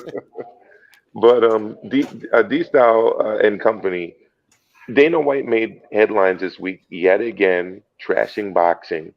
This time his words were essentially that boxing overpays all of its effing fighters. I'm paraphrasing here, and that every boxing event is a going out of business sale. Now, D-Style, you mentioned some names. You mentioned Mikey Garcia. You mentioned Devin Haney. You mentioned some other people that have been overpaid. Is that symbolic of all of boxing, or is it like a very specific circumstance that led to, Matchroom DAZN overpaying those fighters? Well, first, me personally, and I know Joe is thinking, and I'm about to steal his line. Like, I don't like saying fighters are overpaid. I don't like saying that. I'm a firm believer that, look, I'm not going to ask a fighter to not do something I wouldn't do. Like if I'm Devin Haney and they offer me $3 million, I'm gonna sign. Like, I'm not gonna be like, oh no, I'm not really worth this money. I think you should pay half. Like you know what I mean? He's gonna take what he takes. I tell any fighter, get your. I'll never tell a fighter, oh, don't sign, because that's too much money for you, right? So I just want to say that. But from the DAZN's perspective, right, the way I look at it is money and budgets are fight night, right? There's only so much there is in the pot. If you give too much from the pot to one fighter or a few fighters, then if you are a pro fighter and you want fighters to make their money, what does that leave the rest of the fighters? Like, well, we got to look at it that way. You got to think about all the fighters, because I always hear the argument, oh, these guys put their lives on the line. Like, okay, well, the guy that needs a part-time job because like all his money goes to his sparring partners and he's really not making any money right now, he puts his life on the line too, right? Amanda Serrano was putting her life on the line when she was making peanuts, okay? And she was not getting paid. So I don't mind fighters getting paid. I want them to get paid, right? But I just think it needs to make sense sometimes. It's my opinion. I understand what DAZN did, and I've heard you talk about this, Maestro, like they disrupted the market. That's what they did. They had no intention to making money at first. They were trying to disrupt the market, okay? And that's exactly what they did. Cool. Some fighters made a lot of money out of it, but now they're looking for what? For that return in their investment. And they're making us pay for it when we already been paying for it. We paid for Mikey Garcia making $7 million. Well, we didn't tell you to pay him $7 million. We didn't tell you to pay Vargas that, like, whatever they paid him, $3-4 million for that fight. Okay, we want fighters to make good money is what I'm saying. Okay. As far as Dana White goes, look, dude. Okay. Are there instances where you could say, man, they probably gave that fighter too much money, right? In boxing, okay.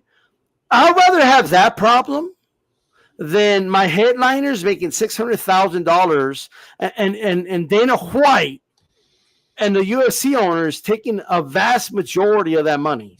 All right. I have a problem with that more. Okay. Francis Ngannou making $600,000 is a travesty. Okay. Like, don't use like this whole like, oh, boxing is not a business sale, and like stop using that shit as an excuse or to justify the shit you pay fighters. Okay, so let me tell you something. Your fighters were comfortable and happy with the money they're making.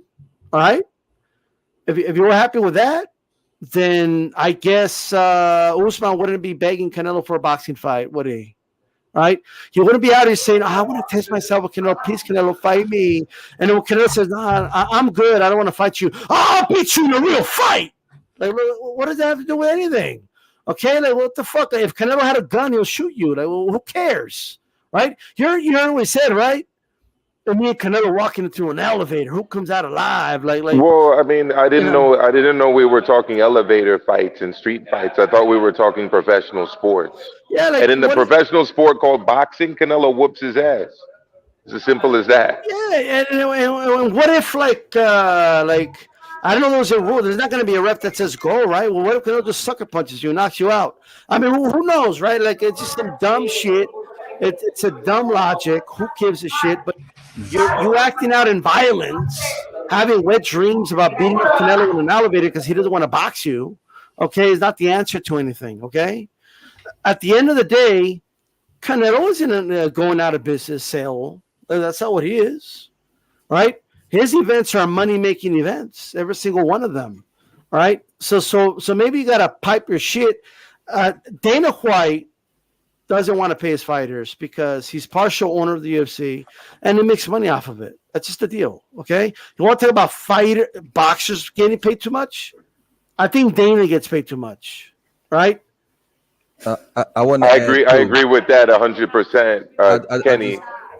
Kenny and then Joe. Yeah, I just want to add real quick to that the only reason Dana White is able to have his fights play at bars, clubs, and yada yada yada is because he's keeping all the money and not paying his fighters. Just had to throw that in there. Well, I interviewed Ariel Helwani, the famed MMA journalist, and I asked him straight up, like, why are Usman, why are Ngannou, why are these guys pretty much begging to go into boxing and face off against, boxers? And his answer was simple. They know what time it is. They know where the money's at, and the money's in boxing. The figure OTC that Dana White refuses to refute, refuses to push back on with evidence is that he pays fighters anywhere from 12 to 18% of gross profit. I mean, he refuses to say that those numbers aren't accurate. What he does say is, well, if you don't like it, go out and start your own promotional company. If you don't like it, you can just do what the UFC does and go and try to do it yourself. I did say I wanted to go to Joe, but OTC, you seem to be itching on this one. So go ahead, and then Joe HABEEB. Do you know what, yeah? With regards to Dana White, he is... Okay, I think we're shooting down the messenger and not really acknowledging the message, what he's trying to say. I know where it's coming from. He's one of them. He's rich to talk. It's like Pablo Escobar trying to say, "Oh, there's too much violence in the local area." Bruv, come on, man, allow it. Yeah, what he's saying is correct, but where it's coming from, I got a slight problem with it. However, let me ask you that before you continue, OTC. Are AJ fights going out of sale events or going out of business events? When he fights at Wembley or in Tottenham Hotspur Arena, are those going out of business events? To an extent, but not really. Not really. But the thing is, this is what I have to say. I have to think about it. This boxing is a sport, okay? What other sport, okay, other than UFC and MMA, do you see on pay-per-view? I don't know any other sport, correct? I don't know about American sports, but there is no other sport, to my knowledge, that they do on pay-per-view. So from where I'm sitting, they're trying to milk the fans, or the the broadcasters, etc., are milking the fans even more. And I think the fighters are getting paid more based on the fact that they're bleeding more from the fans. If boxing was not, if it was on like cable TV or just standard TV or standard Sky Sports or part of your Sky Sports subscription, the boxers, in my opinion, will get paid based on the value of boxing as a whole. I think boxing, compared to a lot of other sports, are bleeding the fans a lot more drier. If no fighter was on pay-per-view, I don't think that... Okay, you might have a couple of millionaire fighters like AJ or Canelo, but they wouldn't be on 20, 30, 40 million, pounds or dollars, in my opinion. And these footballers, these what's it called, boxers, are getting paid more than certain footballers for one night or 2 or 3 nights a year. There's levels to it. If this is a sport, in my opinion, the athletes are getting paid more than the value of the sport to the industry, in my opinion. But that might be controversial. Well, it's definitely worth debate, and I'm going to return to it. But I want Joe to kick off here. Joe, what are your thoughts? This whole overpaid thing, it just doesn't make sense, because when you look at a network like Showtime, they're owned by CBS, right? So CBS got more money than God, right? You look at ESPN, they're owned by ABC and Disney, right? They got more money than God, right? So these promoters are getting these big fat contracts from these broadcasters. So the money is not coming out of thin air. It's not just friggin' being like poofed into thin air by a genie or something. So this whole thing about losing money. Now, does a promoter take that budget and sometimes overspend that budget, miscalculate things? I think everyone does that, right? You think? I mean, I don't think anyone hits a home run every time they get up to bat. Is Dana White flawless in everything he does? You know what I mean? So, I just think that people assume things like Dana White. Has he ever looked at the books when he says it's a going out of business sale? These same people that you get your money from, Bob Arum's getting his money too.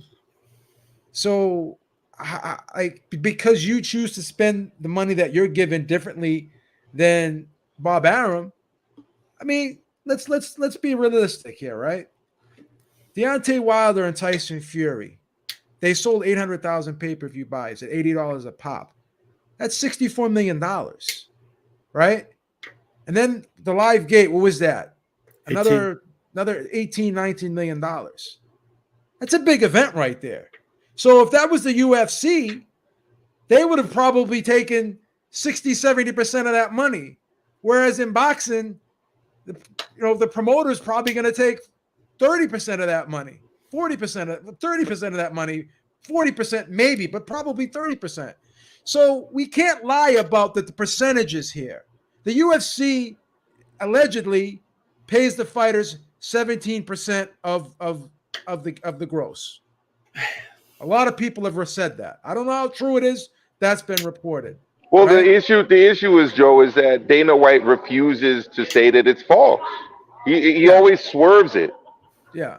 So at the end of the day, I just think this overpaid thing is overstated, man. I don't think, anyone can have an opinion on what they think somebody's worth, But I've never seen the books, right? All I know is if someone's telling me they sell 800,000 pay-per-view buys, if I go on StubHub, or if I not even StubHub, if I go and I see ringside tickets for Canelo versus Triple G, and they're sold at $5,000, and there's people are buying them. I mean, money is being generated by this sport. There's never been as much money in this sport than now. When you have so many people, you got DAZN, you got ESPN, you got Showtime, you got Fox, right? You got Sky. The UFC has what? ESPN, they got one broadcaster, right? So to sit there and say that this sport is hemorrhaging money, and I just don't buy it. I just don't buy it. I want to add a point to what Joe just said. So, like, here's the thing. I tweeted about this earlier. This is an advantage the UFC has in terms of perception, and I'm calling it perception for a reason. The sport is more like UFC anyway, because that's not MMA is the sport, but UFC is more consolidated, right? In the UFC, Shakur Valdez, Taylor Serrano would have been on the same card, okay? Or they made it; those fights would have been on the undercard of Canelo versus Bivol. Okay, because it's more the sport's more consolidated. They have like that one pay-per-view a month. And to add to that, there's no competition. Boxing has to do what it does because it's competing with other promoters. And to add to that, Joe, before we go back to D-Style, in UFC.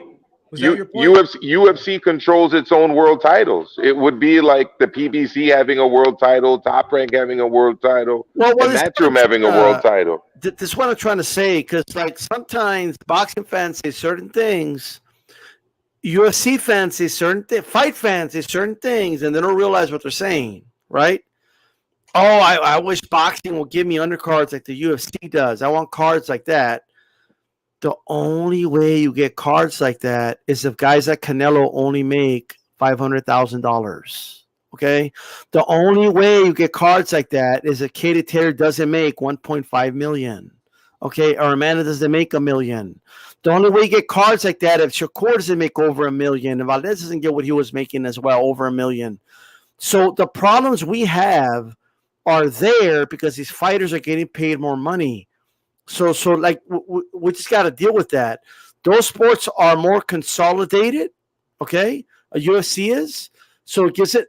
So that there's good and bad with it is what I'm saying. But what Beep said is on point for sure.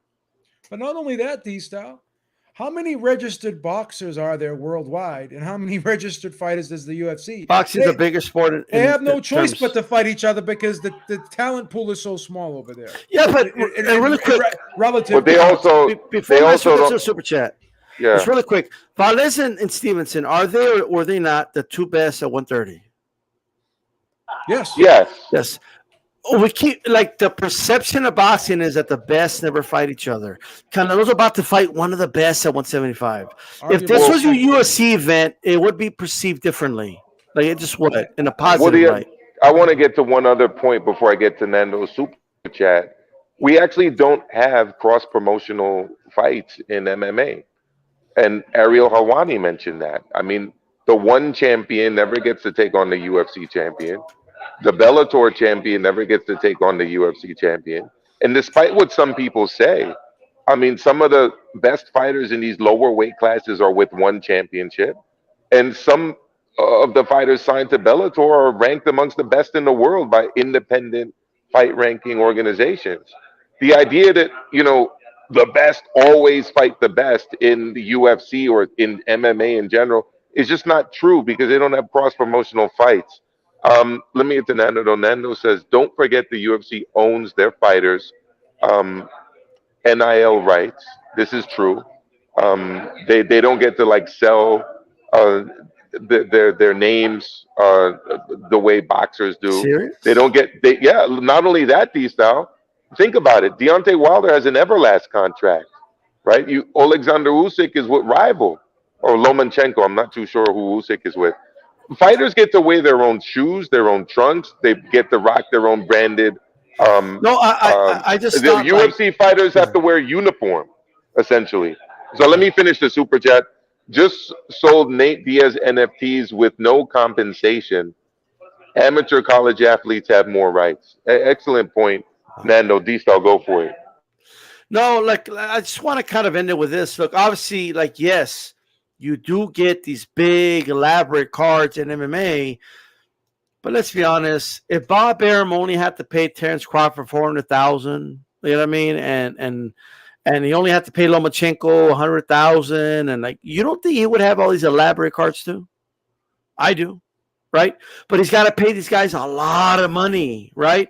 So like Dana has some goal, like when he starts criticizing Arum because he's not making cross promotional fights when he never does cross promotional fights himself. And one more thing, this what proves to me that perception is everything. Okay, Conor McGregor had a pay-per-view fight against a dude that was 0-3 in his last 3 fights. Okay, and they got away with it. There ain't no way you're gonna put Spence in a pay-per-view against a dude that was 0-3, just got knocked out in his last fight, and sell it to people, right? Boxing fans will be on that. Fight fans will be on that. Like, no, what this is bullshit, right? Aldo is being recycled just like Gamboa is. Same thing. They're putting him in there to get beat up by these up-and-comers or champions.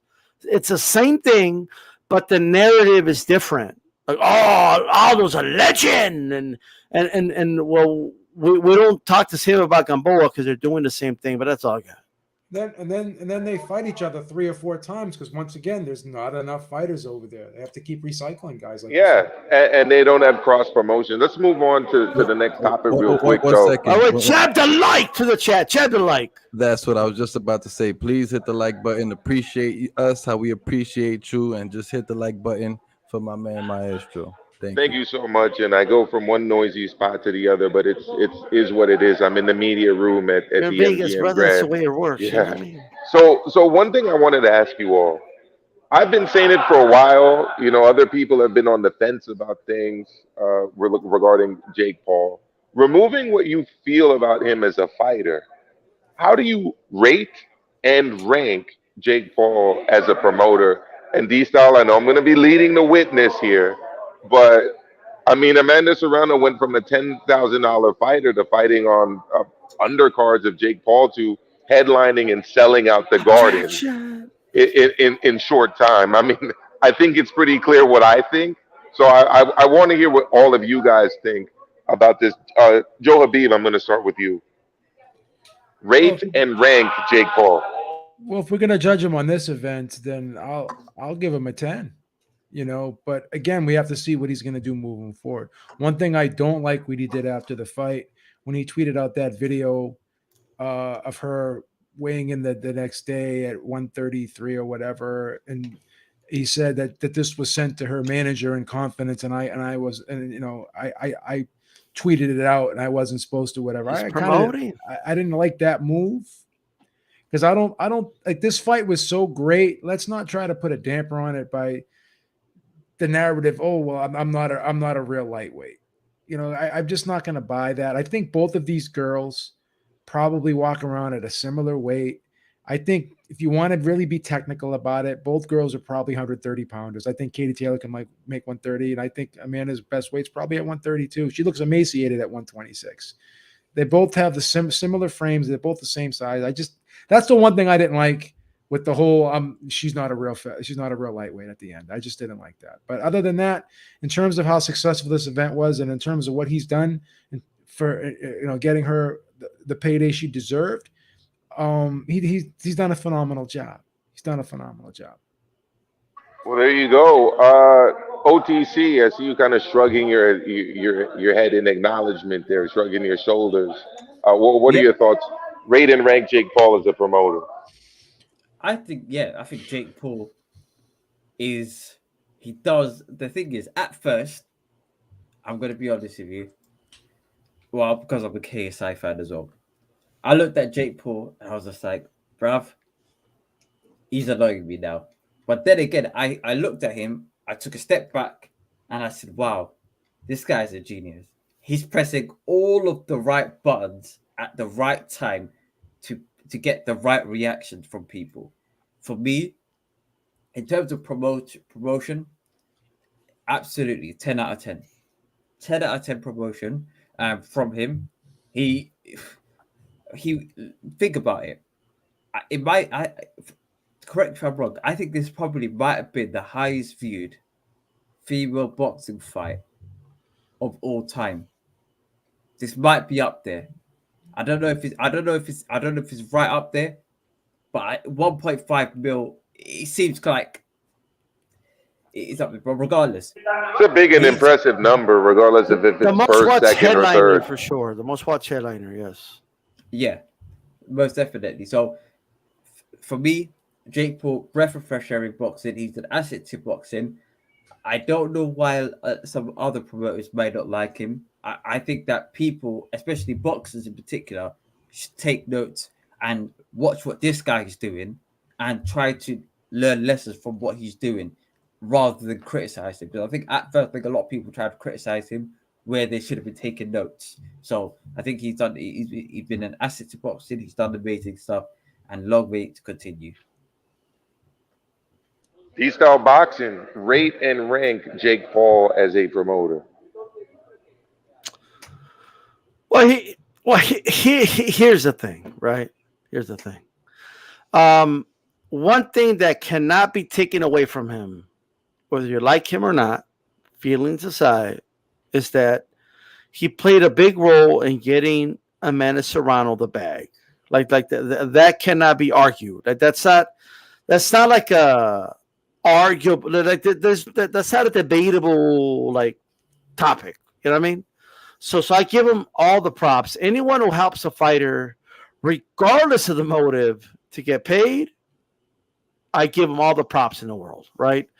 And I do feel that I do think that there's a part of Jake Paul that felt for Serrano. I do believe he saw the talent in Serrano, and I think he wanted to help her out. I questioned that at first, but I think at this point, got to kind of be a fool to not recognize that. I think he really did want to help her out, and he did, right? And there's nothing wrong with him raising his profile while he's helping somebody out. That's literally the name of the game in promotion, right? That's what promoters do. So that there's nothing wrong with that. While I do feel that the lion's share of this promotion was carried by Matchroom, Jake Paul did play a really good kind of side role, like a co-pilot to Eddie Hearn. And for being his first big event as a promoter, it's actually kind of impressive. So I got to give him credit. I don't think when Jay-Z got involved in the business, had an event like this. I don't think 50 Cent, known as a great businessman, although he didn't have the success, and he tried. Jay-Z and Rockefeller promotion. What was it again? Jay-Z's promotion. Rock Nation. Rock Nation yeah, Sports. Rock Nation Sports. They didn't have this success, really. They promoted some events, but they weren't this big. S&M, whatever the 50 Cent one was. So SMS. SMS, yeah. So you see, I already forgot the name. You know what I mean? But most valuable promotions, I haven't forgotten that one, right? So what I'm saying is just being a big name helps, but it's not enough. There's something Jake Paul did that helped him be a really good co-pilot in this event. And so I got to give him the credit for that. I agree with B, but I didn't like the whole weight thing and waiting on the scale thing. I just wasn't a fan of that. That just cries out like I don't know, give us extra credit for the performance because I'm a smaller girl or whatever that means. Amanda's won a belt at 140 before. Give me a break, okay? But with that said, I'll give him a pretty solid 9, for sure. Because I can't criticize him that much. It's his first event, so. Yeah, I mean, and he's 25 years old. I mean, you want to talk about a handicap. I mean, not having a boxing background, not really growing up in the sport. But yeah, Kenny, go for it. Yeah, man. I think it was definitely a great event. Made a lot of money. Very successful event for his first real promotion aside from his own events. I do agree 100% with Beeb and what a few other guys said, which is that we have to see where he's gonna go from here. We have to see what he's gonna do next.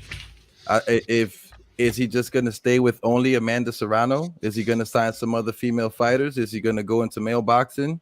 I think those are all very important questions. And when he does, when he does do these moves, is he going to co-promote? Is he going to try to put on events by himself? There's a lot of questions that are to be answered regarding Jake Paul. For his first step into the game, I think it was a godly first step into the game. He came into the game like, I'm here. You got to pay attention to me now. Listen to what I'm, and people gonna hate on him because change. People don't like change. People are always, if it's not broke, why fix it? People don't like change. Change means that people have to learn something. They have to change a habit that they're used to doing. Wake up, put the left shoe first, then the right shoe. Oh, now you coming in change. You got to put the right shoe. People are used to habits and patterns. People don't like change. He's bringing change, and the change he's bringing is very good and successful. So, look, I give him props. I have no bad words to say about Jake Paul. Let's see what his next moves are. I have a butt, though. Go for it, D-Star. I know you. Well, I thought you didn't like butts, by the way, but go for it. Well, let me just say this really quick. Well, I get that part of it was because he was going back and forth with Conor McGregor. I get that part of it was to get to Conor, right? I didn't like how he acted like he was like, because Conor asked him, who the hell is this guy? And then he said something like, well, I'm the guy that got Katie Taylor paid. I'm the guy that made this event. And I think that's a bit of a stretch, to be honest with you. While I get that it's all part of the banter he had with Conor, Katie was already making bank before you came along, buddy. You had nothing to do with Katie. Katie didn't need your help, in other words, what I'm saying. Fair enough. That's a good point. What I do want to say, though, is that I think he's obviously helped Amanda Serrano tremendously. 10 out of 10 on that. 10 out of 10 for the co-promotion at the Garden. It was a tremendous event. I can tell you there that I don't think I've been to a fight louder at Madison Square Garden. It was packed. It was a sellout. And a lot of that comes down, honestly, to Jake Paul's social media influence and the fact that he was nonstop promoting this fight. And also the banter between him and Eddie back and forth. The question, though, for me is, let's see it transfer to some other fighters. Let's see it work with someone else. And let's see it work without somebody else being developed on his undercards. I think that those are things that need to be answered. But I want to go to one last topic real quick. Joe and me and D-Style and other people have gone back and forth about Tyson Fury and versus the old generation. It was very interesting to me that this week Larry Holmes came out and said that there needs to be a heavyweight weight limit. Now people may say, wow, heavyweight weight limit. He said, yeah, I mean, these guys are really big now. They're really strong. And there is precedence for it in the UFC where the heavyweight champion has to weigh in, I believe, at 265 or below. So I'm going to go to Joe HABEEB first on this. Is this right? Is this something that you wouldn't mind seeing, a weight limit for heavyweights? It's like in the amateurs, they have the 2-on-1 class and they have the super heavyweight class. It's funny. Well, that's just cruiserweight at the professional level. Yeah, that's what I was about to say, basically. So I remember back in 1980 when they developed the cruiserweight division because they were complaining that, there was guys who were too small for heavyweight, so they created a cruiserweight division. So now, as time goes on, people just keep getting bigger. Usually the son grows up to be bigger than his dad, and then when he has kids, his kid grows up to be bigger than him. A lot of times that's the case, and people just become bigger, right? So eventually there is probably going to be like you have the bridgerweight division. Eventually there probably will be a super heavyweight division. I think as more and more fighters, you'll see over 6'5"-ish, 6'6"-ish. They're weighing 240, 50, 60 pounds, whatever, right? But back in Larry Holmes' day, the average heavyweight was like 6 feet to 6'3", 215 to 225-ish.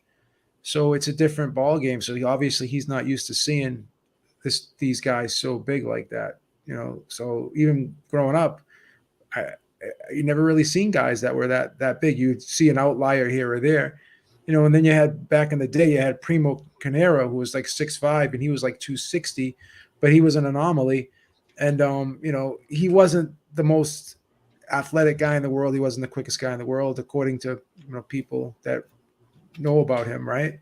So now we're seeing these guys who are big, but they're actually coordinated, skilled, and they're athletic. Like, Deontay Wilder, say what you want about him, but I thought he was a very athletic. I think he's a very athletic person, even being 6'7" and weighing 220, 225ish, whatever. But I think eventually this could come to reality, having a bigger weight class. I think it's going to happen eventually. I don't know how soon it's. Well, going to happen.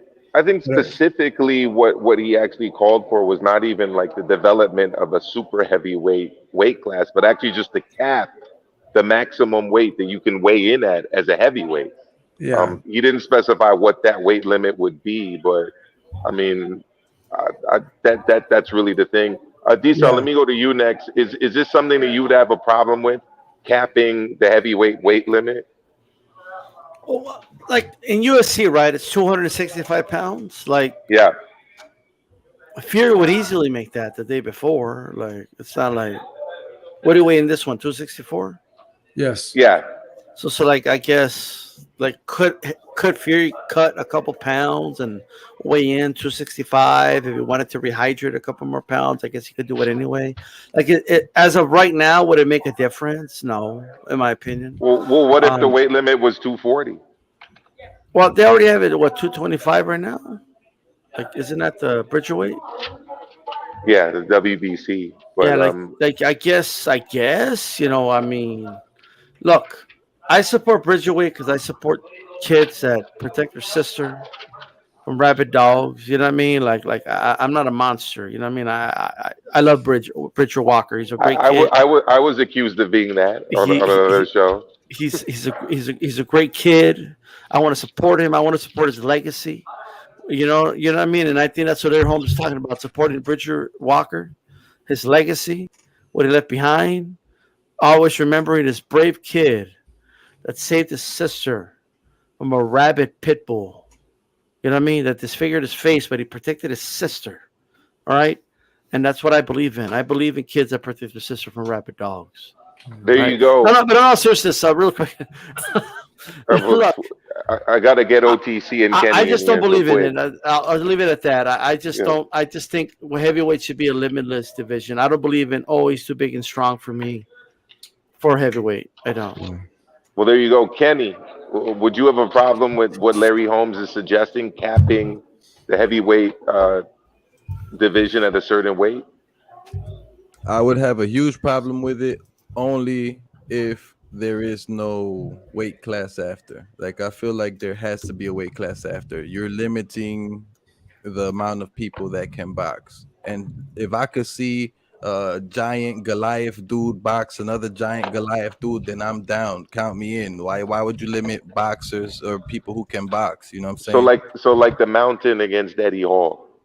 No, I mean like skilled boxers, those size. You know what I'm saying? Not like power lifters that size, but like, think about it, like a 8-foot dude, with mad skills that could actually box in a weight class that makes sense for him. But think about this, like,